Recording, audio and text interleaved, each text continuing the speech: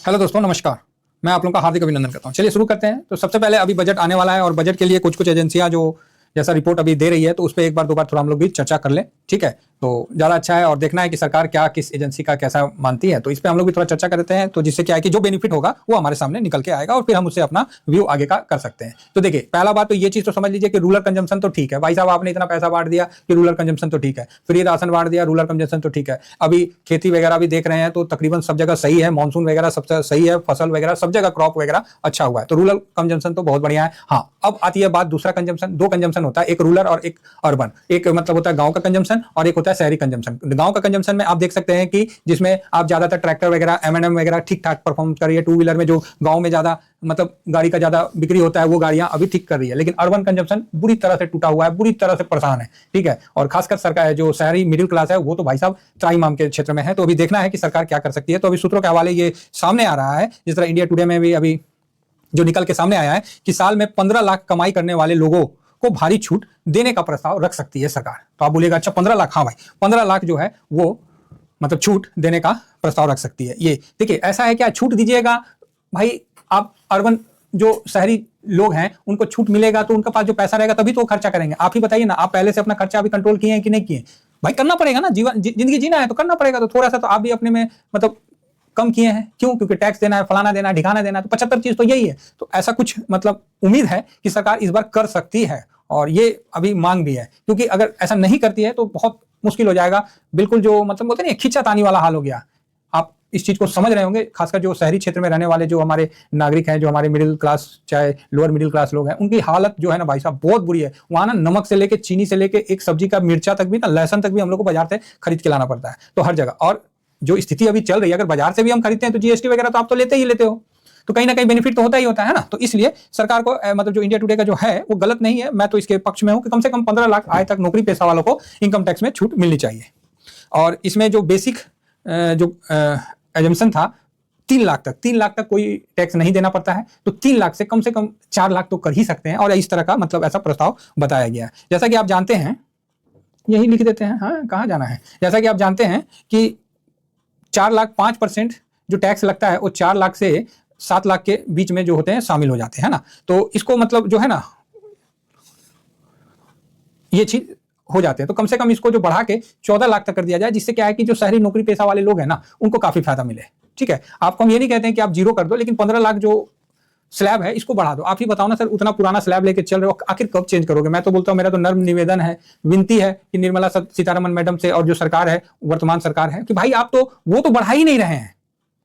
आप मतलब एजम्पशन का तो कुछ बढ़ा ही नहीं रहे। नए स्लैब में लोग चले गए, लेकिन पुराने को जिंदा क्यों रखे? क्योंकि उसमें आपको होम लोन का मिलता था, होम लोन का जो सुविधा मिलता था ओल्ड में मिलता, नया में तो मिलता नहीं है। इसीलिए होम लोन में आपको पुराने अर्थ मतलब जो क्या बोलते हैं पुराने टैक्स को चला रहे हैं लोग, यही कारण है। और दूसरी ये बात है कि जो आईटीआर को थोड़ा इजी बनाया जाए, जो ये माथा पीछी वाला जो ना हो, एक एग्जांपल दिया जाए कि भैया इतना कमा रहे हैं, इतना खर्च है, इस तरह का एक एग्जांपल के सेट करके जो 1961 थे। आखिर सरकार और पब्लिक के बीच में डिस्टर्बेंस क्यों है भाई साहब?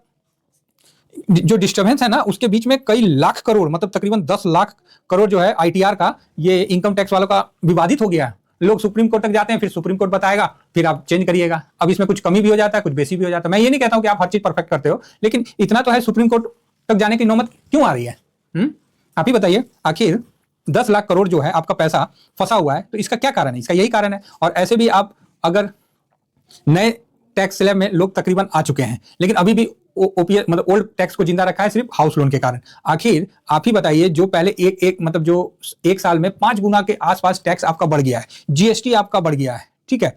आप 2.25 लाख करोड़ का जीएसटी में कमाई कर रहे हैं आप, ठीक है, इनकम टैक्स वालों से। तो इसमें इनकम टैक्स पर छूट दे सकते हैं, ऐसा कुछ नहीं है कि बहुत ज्यादा मतलब इसमें आपको परेशानी होगी। तो आप ये काम कर सकते हैं। छूट के नाम पे तो आप कुछ नहीं दे रहे हैं, वही चीज है, आप बढ़ाते जा रहे हैं, आप छूट कहीं नहीं दे रहे। तो ये तो आपको देना ही चाहिए, ऐसा मेरा मानना है और जो भी अभी रेटिंग एजेंसी है उनका भी कहना है।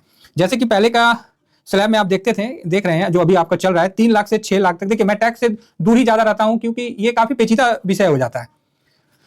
3 लाख से 6 लाख तक आप 5% का देते हैं। 6 लाख से आप 9 लाख के बीच में आप जो है वो आप 10% लगाते हैं। 9 लाख से आप 12 लाख के बीच में 15% लगाते हैं, ठीक है? और 15 जो 9 लाख 12 लाख हो गया ना, 12 लाख से आप 15 लाख के बीच में आप 20% लगा रहे हैं।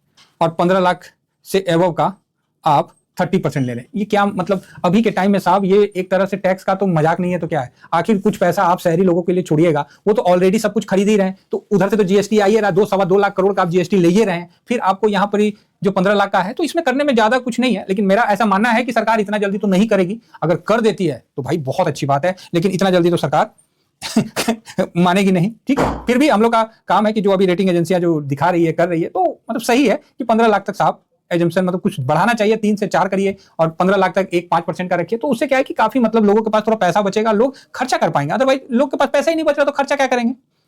क्या मैं कोई गलत बात बोल रहा हूं तो आप बताइए।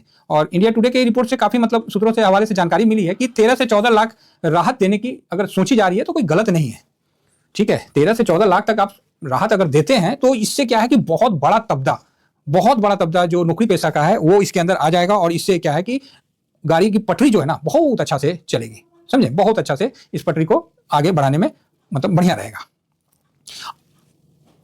और जैसे आप देख ही रहे करंट फाइनेंशियल ईयर में है, करंट फाइनेंशियल ईयर में जो आपका आंकड़ा आया है, आप उसको मतलब ये जो रिसेंट का भी जो भी है करंट फाइनेंशियल ईयर जो चल रहा है, इसमें जो आंकड़ा आपको सामने निकल के आया है, एक मिनट, हाँ, इसमें जो आंकड़ा निकल के आया है उसमें जो आपने टैक्स कलेक्शन जो किया है बहुत अच्छा किया है। इसमें जो आपका इजाफा बढ़ा है वो 25% का जोरदार उछाल किया है। भाई साहब कोई कंपनी इतनी रिटर्न नहीं दे रही है जितना आपका टैक्स में रिटर्न बन रहा है, तो जो टैक्स देने वाला है उसको कुछ तो रिबेट करिए। देखिए, कान ऐसे पकड़िए, नाक ऐसे पकड़िए, चाहे घुमा के पकड़िए, पैसा तो हमको देना ही है आपको, लेकिन आप ऐसा तो मत करिए कि जो नाके ना बचे काने ना बचे। तो इसीलिए मेरा अपना ये है कि भाई साहब इसमें आपको देना चाहिए। और इसका जो इजाफा आया है वो तकरीबन कितना है, 7,41,40,000 करोड़ का आपका पॉकेट बढ़ा है, मतलब 1/4/2024 से नवंबर 24 तक। बताइए तो इतना फर्स्ट क्लास का कलेक्शन हुआ है। ऐसा तो नहीं है कि कोई मतलब इस तरह का कोई कलेक्शन नहीं दे रहा है। हर नौकरी पेशा वाला का भाई साहब उसका तो कट ही रहा है, उसका तो पे में कट जा रहा है, क्या करिएगा, है ना। तो थोड़ा सा सरकार को इसमें जरूर सोचना चाहिए। और जो 3 लाख और कई अभी आरएसएस का भी अभी आया है, आरएसएस के द्वारा जो जुड़े भारतीय जो क्या बोलते हैं उसको भारतीय मजदूर संघ है, उन्होंने भी बोला है कि भाई कम से कम 10 लाख तक तो टैक्स फ्री करना चाहिए, 10 लाख तक तो टैक्स को फ्री करना चाहिए।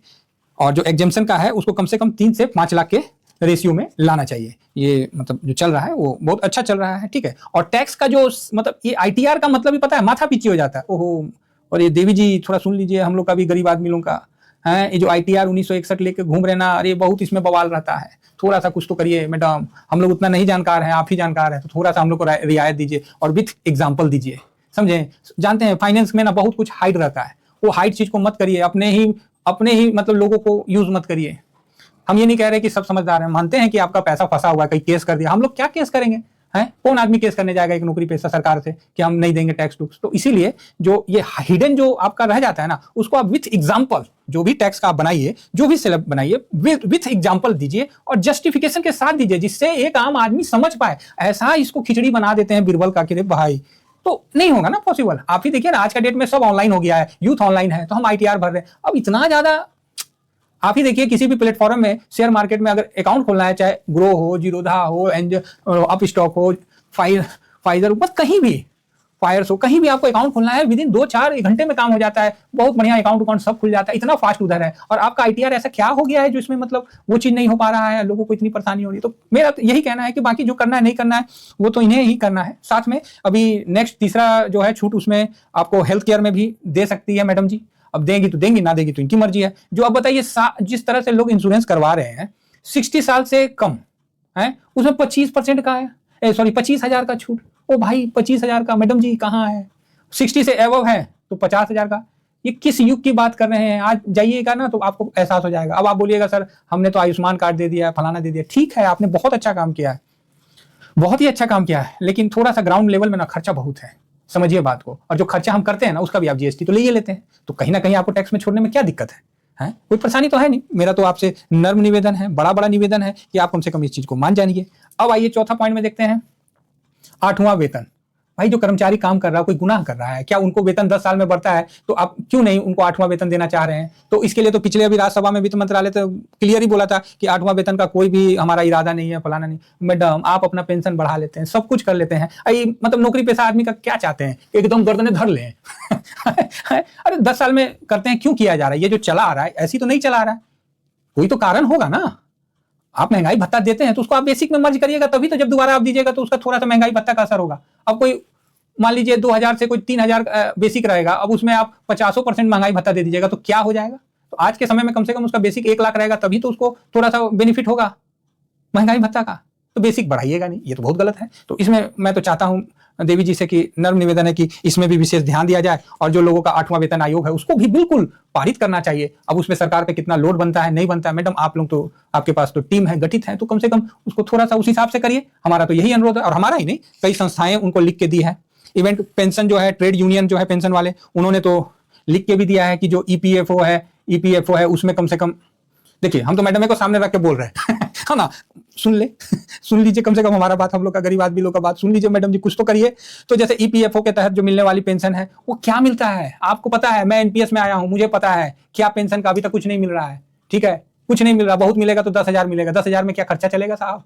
ओहो क्या मैडम कैसे कर रहे हैं? तो जो है सामने है, आप बोलते हैं यूथ को क्या करेगा इस तरह से, तो थोड़ा सा उसको मतलब जो एनपीएस है उसको ओपीएस में कर दीजिए तो सबसे अच्छा है। कम से कम उसका बाल बच्चा पढ़ लेगा, खा लेगा, आदमी बुढ़ापा तक थोड़ा खा पी लेगा, है नहीं तो क्यों जाएगा आदमी सरकारी नौकरी में? और क्यों आप आदमी छोड़ रहा है सरकारी नौकरी? आप तो उसको और बांध रहे हैं कि यूनिफाइड पेंशन स्कीम लाके, और उसको बोल रहे हैं कि नहीं 25 साल तक मिनिमम नौकरी करो और फिर उसके बाद 60 साल के बाद पेंशन लो। बाकी बीच का क्या करेगा वो? 60 साल का उम्र के बाद आप पेंशन लो, क्या करेगा वो? 15 साल बीच में क्या करेगा वो आदमी? तो प्लीज मैम अगर हो सके तो ओपीएस की तरफ भी आगे बढ़िए। मुझे पता है कि ये टेढ़ी खीर है, नहीं मानने वाले हैं आप, लेकिन गुहार है आम आदमी की तरफ से, तो आप अगर सुन लेते हैं तो कईयों का भला होगा। 5वां बात, छठा ही समझिए कि पेट्रोल डीजल का क्या बवाल है मैडम जी बताइए। आपने जो पेट्रोल डीजल में जो यूनियन है उन्होंने भी बोला है, और जो संघ है, जो क्या बोलते हैं उसको, उद्योग संगठन होते हैं ना, CII ऐसी है ना, तो इन्होंने भी रिक्वेस्ट किया है और अपना वो दिया है कि भाई जो एक्सरसाइज ड्यूटी जो है उसको कम किया जाए। उसको जीएसटी में आप नहीं ला रहे क्योंकि वहां से कमाई हो रहा है, तो वहां पर ही जो 2022 में आपने चेंज किया था कटौती में, उसके बाद कोई कटौती नहीं कर रहे हैं। बाकी आप तो सस्ते भाव में क्रूड ले रहे हैं। आप चलिए रसिया के साथ आप कैसे भी लिए नहीं लिए वो एक अलग बात है, लेकिन ग्लोबल जो क्रूड का रेट है उसी के अनुसार तो करने के लिए हुआ था 2011-12 में, उसके हिसाब से भी आप पेट्रोल डीजल का रेट कम नहीं कर रहे हैं। क्यों? तो आप अपना कोष भर रहे हैं। अरे कोष भरिए, लेकिन कोष रहने लायक तो रहने दीजिए, देश भी तो रहना चाहिए ना। तो कम से कम मेरा तो आपसे विनम्र निवेदन है और आग्रह करता हूं कि पेट्रोल डीजल का भी कुछ रेट में थोड़ा सा मतलब कमी किया जाए, रियायत दिया जाए। बढ़ाने समय तो तुरंत साहब बढ़ जाता है, घटाने में काहे इतना नानी याद आता है? जब हमको ब्रेंट ऑयल और क्रूड ऑयल से ही ट्रेड करना है तो साहब वहां गिरता है तो यहाँ भी तो गिरा दो, बढ़ता है वहां तो यहाँ तो बढ़ जाता है। ऐसा लगता है कि जो पेट्रोल डीजल का है ना वो कसम खा लिया कि उससे नीचे नहीं आएगा। तो मेरा तो पुनः नर्म निवेदन है कि यहाँ भी पेट्रोल डीजल में जानते हैं, पेट्रोल डीजल में करिएगा ना तो एक आम आदमी को, एक साधारण आदमी को अपना परिवार के साथ में ना बाइक पर बैठा के थोड़ा और ज्यादा घूम के आएगा। और पेट्रोल डीजल का रेट कम होने से एक तो महंगाई पे बहुत कंट्रोल होगा, दूसरा कंजम्पशन बढ़ जाएगा। भाई साहब 2025 में आपको मार्केट बचाना है, देश को बहुत अच्छा से ले चलना है, तो कंजम्पशन बढ़ाना पड़ेगा। और कंजम्पशन बढ़ाने के लिए अर्बन क्षेत्र को आप इग्नोर नहीं कर सकते हैं कि शहरी क्षेत्र में कुछ हो ना हो, वहां तो सब ठीक है, वो शहर में रहते हैं। कोका कोला पे आप जीएसटी बढ़ा दीजिए, पॉपकॉर्न पे बढ़ा दीजिए, पैकेट नॉन पैकेट क्या है मैम, कहाँ रहम करो भाई मेरा तो यही आग्रह है कि 2025 में कंजम्पशन नहीं बढ़ा तो ये दिक्कत होगा। तो मेरा तो पुनः मैं मैडम से यही आग्रह करता हूँ, प्रार्थना करता हूँ कि इस बार लोअर मिडिल क्लास के लिए कुछ काम कर दीजिए। कम से कम 15 लाख तक का स्लैब तक का कुछ व्यवस्था कर दीजिए। ओपीएस ला सके तो ठीक है, नहीं ला सके तो जो एनपीएस में जो पेंशन है कम से कम उसको 5 टाइम्स तो कर दीजिए। 10,000 से में क्या होगा, कम से कम 50,000 के आसपास तो करिए, किसी का जो उस हिसाब से है। 1,000 है, 1,000 में क्या होगा, मिनिमम 5,000 तो करिए। मतलब इतनी छोटी छोटी चीजें हैं ना मैम, जो बहुत मतलब है, बहुत ही ज्यादा है। आखिर आप पैसा हमें दीजिएगा, आप गार्जियन हैं, पैसा बच्चों को दीजिएगा तो बच्चे पैसा लेके करेंगे क्या? दबा लेंगे। तो आपका टीम है ना, फिर निकाल लेगा, तो बच्चे तो खर्चा ही करेंगे। आप ही का तो मतलब वहीं वापस तो घूम के पैसा आप ही के पास जाना है, जीएसटी के रूप में, टैक्स के रूप में, किसी ना किसी माध्यम से। तो जिस तरह से GST collection, personal tax collection हो रहा है, और इससे उम्मीद है कि देवी जी कुछ रियायत करे, ऐसा मेरा पर्सनल आग्रह है। और जिस तरह जो टीम और सूत्रों के द्वारा हवाले से जो आ रही है, खबरें आ रही है, उसी का मैं विश्लेषण कर रहा हूं। और ये उम्मीद करता हूं कि इस बार कुछ अच्छा हो, जिससे क्या है कि लोगों को खुशी हो बजट को देख के, क्योंकि बजट पूरे साल का, आने वाला साल का दिशा निर्देश को तय करता है और देश की व्यवस्था को भी तय करता है। इतना ही कहकर मैं अपनी वाणी को विराम देता हूं। Thank you very much. जय हिंद, जय भारत।